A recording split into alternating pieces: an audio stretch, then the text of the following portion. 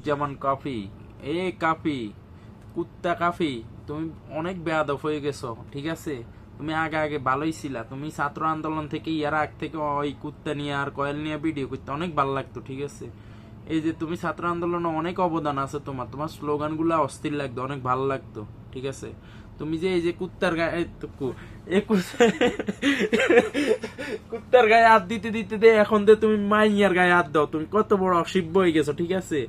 এই আমি এই যে আমার ভাই মমিন আছে লগে, ঠিক আছে? এই মমিন ভাই, কাফি আগে ভালো আসিল না? এই কাফি আগে ভালো আসিল, ঠিক আছে? কাফি তুমি ভালো হয়ে যাও, এখনো সময় আছে। এগুলা এই যে শামিম তোমার যেগুলো কইছে এগুলো সব রাইট কইছে, ঠিক আছে?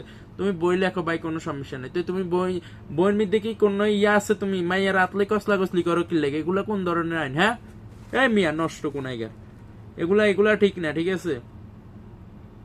তো আমি যতটুকু জানি তোমার বাবা একজন হুজুর, ঠিক আছে, মাদ্রাসার শিক্ষক।